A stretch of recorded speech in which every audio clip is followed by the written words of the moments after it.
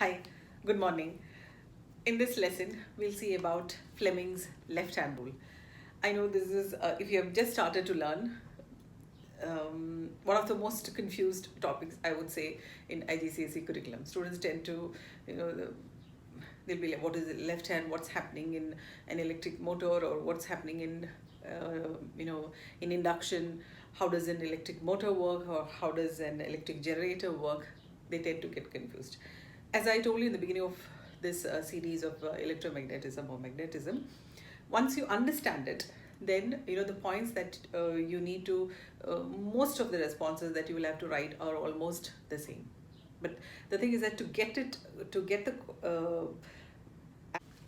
to understand how it works, that takes a bit of time. For one reason, you're not able to, because the magnetic field is not visible. If it was visible, you would be in a better position to understand.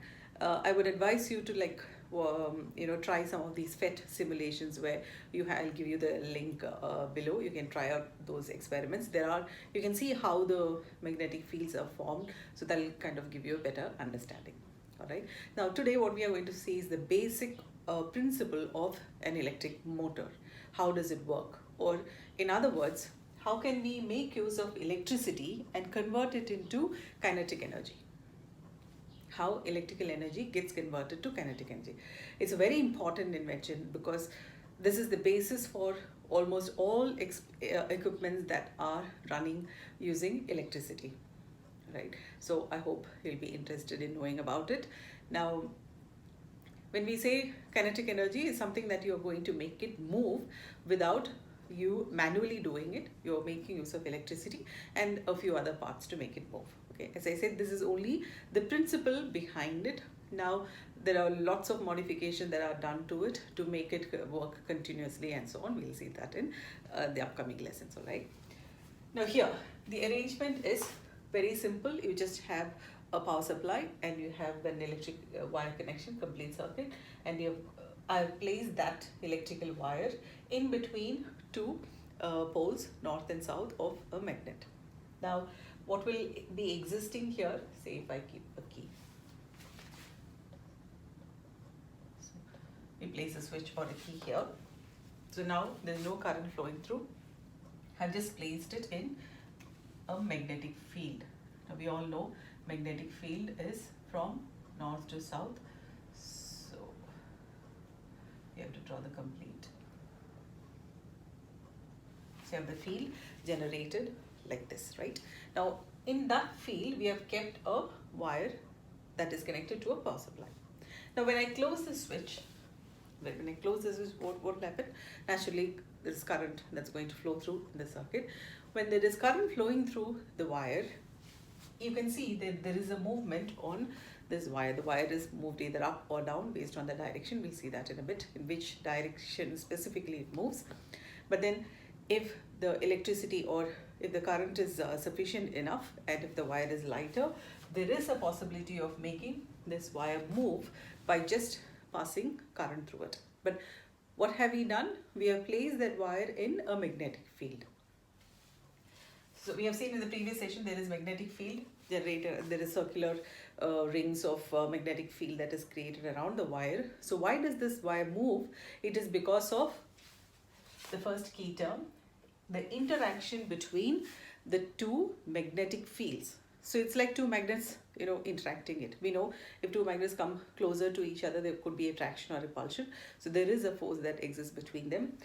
Similar effect is occurring here as well, since there is a field around the wire that will be generated when this is closed, and this existing field between the north and south pole will create a force on the wire, and if that is strong enough, it will make the wire move. That's the principle of it. Got it? Now, so if you're asked to explain the principle behind an electric motor or how does wire move here, you must use these terms. All right. Now this is a short form for Fleming's left hand rule. Fleming's left hand rule. Now what does it mean? This is the third rule. All right. As I said before, in electromagnetism you need to know 4 rules: 2 right hand grip rule, then Fleming's left hand and Fleming's right hand. So this is the third hand rule you are using it. Now what do we use this for? Now here, as I just mentioned, it might be moved up or down. We are not in a position at the moment to predict it. But Fleming, he conducted experiments, and without conducting the experiment, he was able to come up with a trick to identify which way exactly it will move. Okay, for that we use the 3 fingers of your left hand. Now I'm using left hand, so you'll have to use all 3: the thumb, the first finger, and the second finger. Okay, the 3 fingers. Now the thumb indicates. Now since M is there, you can remember that indicates. The thumb indicates, I've underlined the word letter M. I've also written in capitals for you to remember. M indicates the movement of the wire. Okay, the direction of movement of the wire.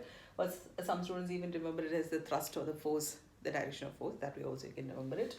And the first finger indicates the field. F stands for first finger. And second, you remember it as C, where C is the current flow direction. All right. So we are using the 3 fingers. The 3 finger, each finger stands for what should I say, direction. One is for the movement, the direction of movement. One is the field direction, and the third one, the second finger, indicates the current flow or the current direction.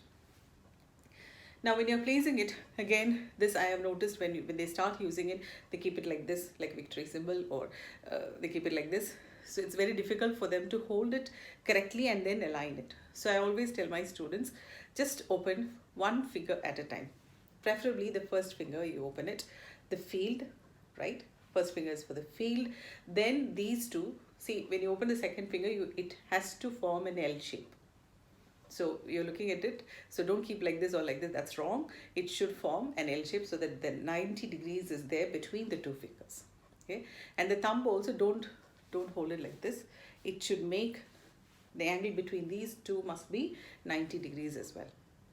Okay, now when you're using it in a diagram, so go 1 finger at a time. Now this finger is for the field. Now north to south is the field, right? So keep that first. See, I've not opened the other 2 fingers. Just keep that in position. Then open the 2 so that make sure it's at 90 degrees. See, it's 90. Then you will only turn this based on the current flow and the movement. Okay, so that this is not interrupt. Otherwise, all 3, if you're trying to align at the same time, you're wasting time, as well as you may not get the correct position. So I repeat, first open the first finger, keep it in line with the field. Okay, now here the current direction is from up to down, correct? Now it's already in this position. See, in the down position I'm already holding. So the thumb is actually pointing out of the board, right? So in this case, the wire will be pushed out of the board, or if you're writing it on a paper, it will be pushed out of the paper.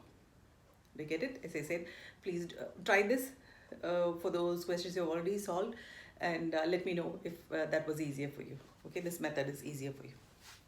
Okay, so if I change the direction, if I flip this, what will happen? The current flow will be from down to up. Follow the same technique, north to south. Now, see, the current will be up now, right? But see, my finger is here, so I will turn it so that it is pointing up. See, I'm not changing the 4 fingers direction. I'm only rotating it this way, keeping the first finger the same. All right. So it has gone up. See, my thumb, it is pointing into the board. So if the current direction was reversed, it will go into the board. I hope it's clear for you somewhat. So Fleming's left hand rule, when will you use? When you're applying it to electric motor principle, or when you're converting electrical energy to kinetic energy. Now, these 3 please remember and try this technique. And